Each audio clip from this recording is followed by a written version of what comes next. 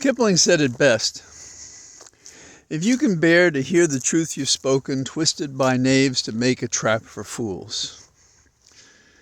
That is the closest statement to what happens in a campaign, Rudyard Kipling's.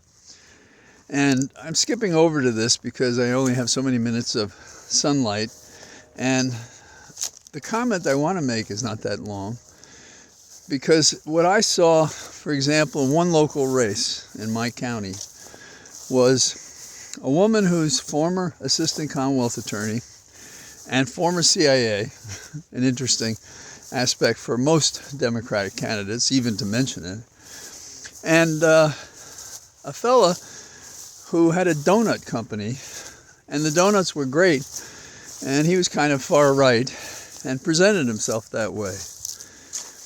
To get the truth out, there was at least $6.8 million spent on that campaign. Now, here's a couple of the details of any campaign. People, well, they put out literature, okay? And it matters if the literature is on hardboard. It matters if the literature is multicolored. It matters if the literature is double-sided. Then you have to pay for postage. You might, have calls, robocalls. They cost so much. You might pay for text messages that'll pop up, emails. You might have sound trucks, still quaint, but because it's quaint, it's amusing. You will appear at events. You will put on events. You will do fundraising. You will sit on the phone and call people. Is this how we get at the truth? And I think the answer is by accident, because the process is not a laboratory manner by which we get to the truth. Now, who are we trying to persuade? Trying to persuade Joe down the block, who has a whole life, okay? And his life has to do with his work, his family. Maybe he exercises, sports. Maybe there's an illness. There's a child in the family that needs an extra hand with the homework at night. And all of these things are going on. Now, the studies are pretty clear. That person gets in the mail one of those expensive fiberboard solicitations, scoring the opponent or talking about himself or herself. And often the case is from the time it is opened, and that's why more and more you see these things are not open. It's right there, and it's attractive because it's in various colors, and it's a good photograph, even if it's an attack ad. In that piece of paper, a person walks from the table that they had it, maybe a mailbox. They look at it for that short period of time as they go to the manner in which they throw their garbage away, and they throw it away. So the time of impression is seconds. Candidates go door to door. A lot of time, people are afraid to open their doors. Understandable. People don't want to be pressured to be for one thing or the other. You get the idea. How is this context a way to get at the truth? And once people understand this is the process, if you're running against a person who doesn't have the resources to resist and fight the accusations, they're out there. And instinctively we believe if a person says nothing, they're admitting it. And so if they appear that way, well, like Kerry, when they did the fast boat line of ads against him, he went from being a war hero in a very difficult war, very controversial war, to being suspect that he was a hero at all. So character assassination, the loss of credibility, facts distorted, and a voter who lives a life, who's not obsessive about these matters the way perhaps I am, or some of you who are thinking about this as we talk and walk. And what does that mean for a Republican democracy? It means we're always combating what people say or print or put out there if it's not true, and it becomes hard to distinguish what is true or untrue.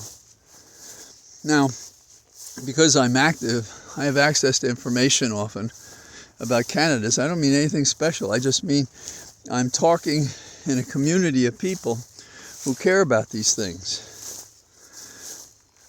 Now, when you take this kind of truth and you go into a courtroom, and we have rules of evidence and ways to approach things, and when not the value or policy reason for these rules are appreciated, there's a fairly high incidence of a laboratory perhaps treating as true what is untrue, and what is untrue as true.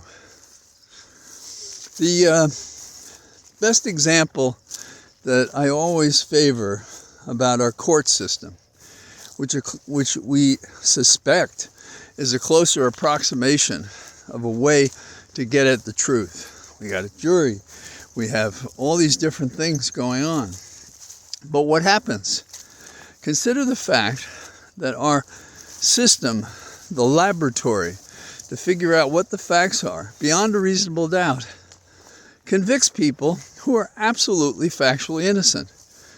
And how are we able to say, trying to derive a truth, how we could know that someone was actually innocent?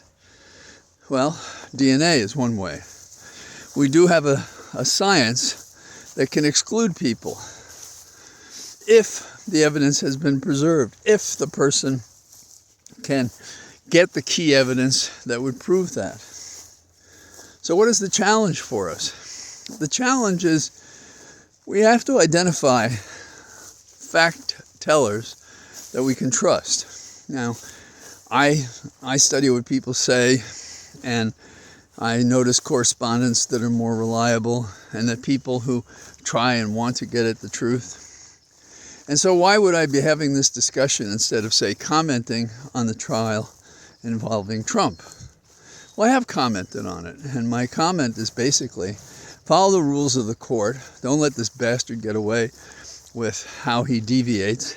Should have gone after the witnesses on the stand today, the witness on the stand today, but didn't. And this is not a way to get at the truth. And it's very interesting. They talk about the ability of cross-examining witness as the greatest engine to find the facts in human existence. And I don't disagree with that. But you have to have done your homework and ask the questions to do that. It's so much more rigid than what we do in politics. So I'm contrasting the court system to how we run campaigns. And this evening, we're going to have a debate among the Republicans who would replace Trump with themselves as the nominee of the Republican Party.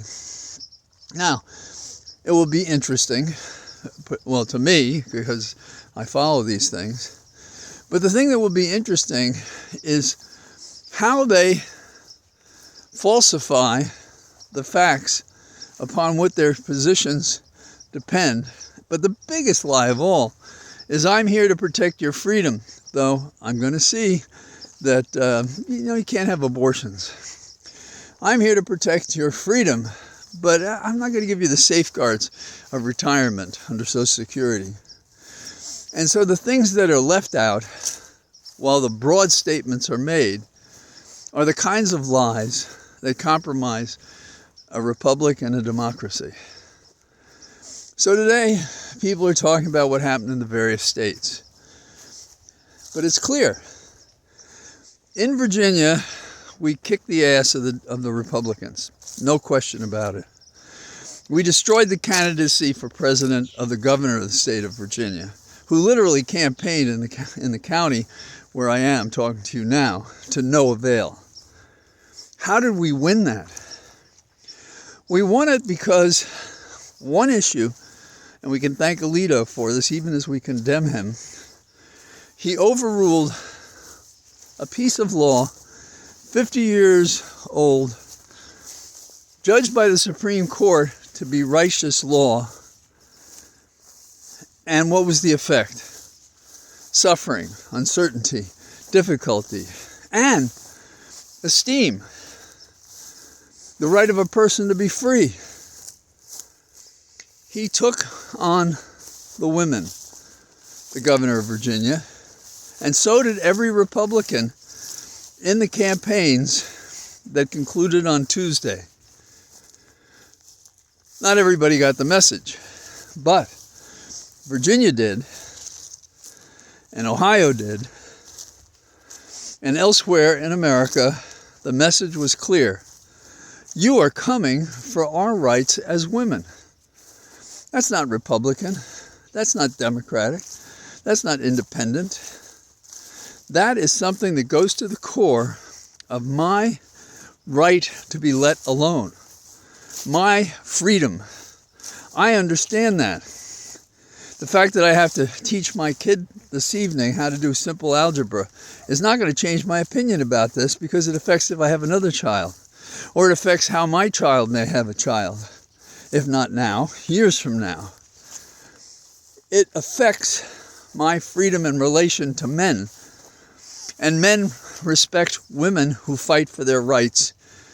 And this is what is going to destroy the Republicans.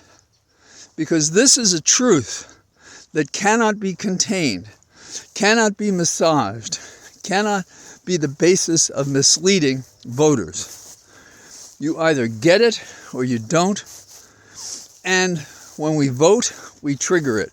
We take it to court, we trigger it. It is understood. Years ago, Doug Wilder ran for governor. Forgive me if I mentioned this before. He was an African American, and he had been very prominent in the state Senate. And there was a time when he had a huge head of hair, and he was colorful and charming as could be, in my opinion. And I supported him. And he's running for governor, and one of the issues that he used was the right of a woman to be let alone. He supported choice, a woman's right to have an abortion. Republicans opposed him. Now, there's another factor, and I don't know if you remember this, but they called it the Bradley effect. That a person of color, Bradley in California, running for office, was expected to get a certain vote, and he didn't. And it was based on polling. So the Bradley effect was asking a voter how they felt about an issue and being able to trust what they said. Because though the polls indicated Doug was doing better than he was, well, let me put it this way. The polls indicated he was doing well. The actual vote was less. So in other ways, people understood that the answer they should give was they had no trouble with a black governor. But they did. Why did he win? He overcame a large part of the resistance to himself by invoking what he did believe in, and that is a woman's right of choice. So, if we're going to campaign in America, we have to talk about the things that really matter. The retirees have to know it's not just fear that they may not be able to sustain themselves in retirement. People who have health problems, children who need an education, etc. Women who have a right to be let alone. So, those are a couple of my thoughts. I'm sorry about we're losing the light, which has some dramatic effect, at least as I look at the camera. And tomorrow, perhaps I'll be out during the day. I had to catch up on some lawyering today, and we took our Grand Pyrenees to the vet to be taken care of. And so the combination of things pushed me into the evening as the daylight shrinks each day. So, nice talking to you. Talk to you again tomorrow. Bye-bye.